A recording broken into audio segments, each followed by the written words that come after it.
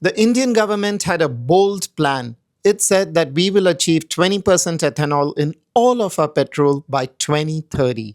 And it has actually gone and overachieved on this target. And people are not happy. Cycle और car वाला है, petrol गाड़ी वाला है, सब अभी रो रहा है। और due to only one reason, Nitin Gadkari आप हैं। किसी के गाड़ी में चिट्टी लग जा रहा है, किसी का गाड़ी बीच में ब्रेक डाउन हो जा रहा है, किसी के गाड़ी में एथेनॉल का मात्रा ज्यादा निकल जा रहा है। कहां से हम लोग अपने बाप के यहां से इथेनॉल खरीद के लाए हैं क्या? The strange thing is, in 1885, the British did a very similar thing. They imposed a mandate without giving the people any room to negotiate. Stay with me, because how that one ended is going to tell you a lot about how this one might end. But first, let's focus on the problems with this mandate. Now, there are so many problems, but let's focus on three. The first is reduced mileage. Now, the government says that the mileage drops by 2 to 3%. Now, this violates the laws of chemistry. A liter of ethanol contains only 2/3 the amount of energy as a liter of petrol. And this is because of its structure. Petrol is made up of hydrocarbons, so hydrogen and carbon.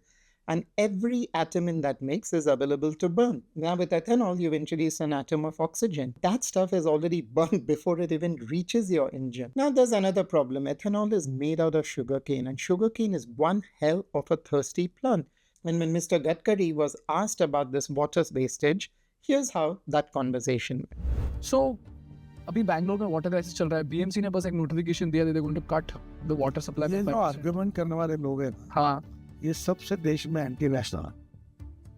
देश में पानी की कोई कमी नहीं, मैं water अच्छा। So I guess problem solved. And there's also the damage of the vehicle. So there are these auto shop workers in areas like Karol Bagh who point out that since this mix has been introduced, the older cars, the linings, the tanks, they're getting damaged. This also we can explain due to chemistry. Now, ethanol has an OH grouping. Now, this OH grouping does two things. It pulls out the soft additives on the rubber of older cars, and then it makes them brittle, cracked, prone to damage. Second thing it does is it actually pulls the moisture from the air. Now, where does this moisture go? It goes and then it rusts the metal tanks and other linings. And yet the government has gone and issued this complete mandate. Now, this brings us to the British experiment in 1885. Without asking the local Punjabis who lived there, the British went and said, we are going to forcibly irrigate 14 million acres of land. We are going to turn Punjab into this lush, fertile region.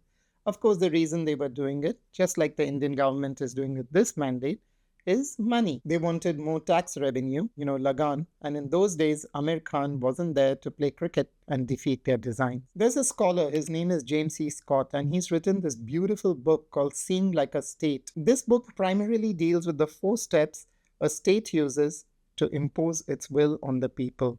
Now, the 4th step is really important because it could offer Indians today a way out of this problem. So the first step is standardize without consultation. This essentially means you don't have an understanding of how complex a problem is, and you go ahead and put this simplified solution on everyone. In Punjab, in those days, there was a lot of farming done in the valleys by the water, and that made a lot of sense. And the British said, no, we are going to go and irrigate. This was the largest irrigation project South Asia had ever seen. And just how did the British think they were doing the right thing?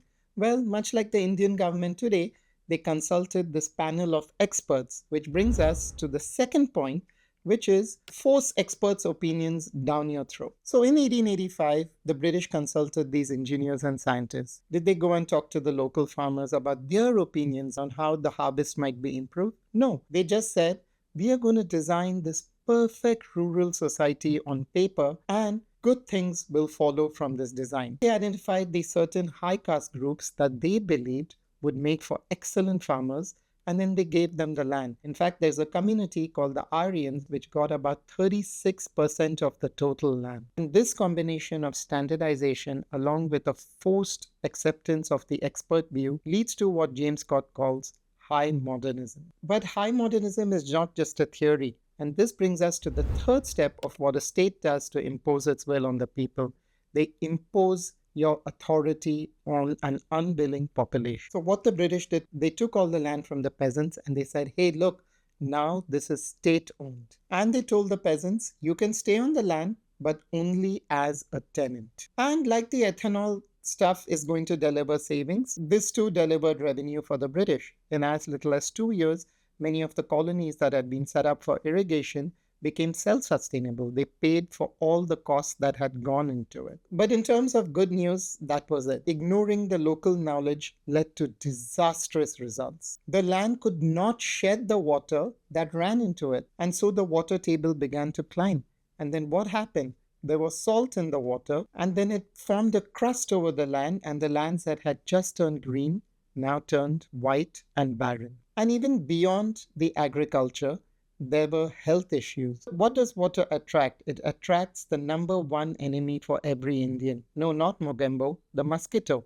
There was an increased epidemic of malaria. In fact, there's an investigator called S.R. Christopher who said that this is a malaria cyclone. So malaria by itself is such a bad word, and cyclone is another terrifying word. And you can imagine just how bad malaria cyclone is. Over 250,000 people died as a result of this experiment. And why hadn't anyone even objected to this? It's because of the last step in James C. Scott's book, which is a prostrate civil society. The people don't protest against the government and say, hey, you really got to think stuff through. So at that moment in time, there was this guy called Ajit Singh. He was the legendary Bhagat Singh's uncle. He rose up against the British to force the Viceroy to back down by these plans. It is not too late in India now, and luckily for the country, we are a democracy. So there is a case in the Supreme Court that will be heard soon. There are protests being planned at Jantar Mantar. I'm not saying the government's vision is misplaced. Look, we are living in an era of intense international uncertainty. There are energy shocks that will be felt by many countries going forward. But the way the government rolled this out could have been different. They could have done it like Brazil. Brazil gave people 30 years to adjust to this change, not just 5. They built flex fuel cars. And today, if you're in Brazil and you drive up to a petrol pump, you can see the rates for all these different mixes, and you can choose which one you want to use. So that could have been one way the government did it. They didn't have to go down the route of high modernism. And to push back against this and demand that the local opinion and local experts should be consulted is not anti-nationalism. In fact, it could be one of the most Indian things that you can ever do. So with that, we come to the end of this video. I hope you enjoyed this video. If you like listening to videos about Indian history, mythology, Buddhism, stuff like that, please consider subscribing for this channel. I hope you have a great week and enjoy the next 7 days that lie ahead. Bye.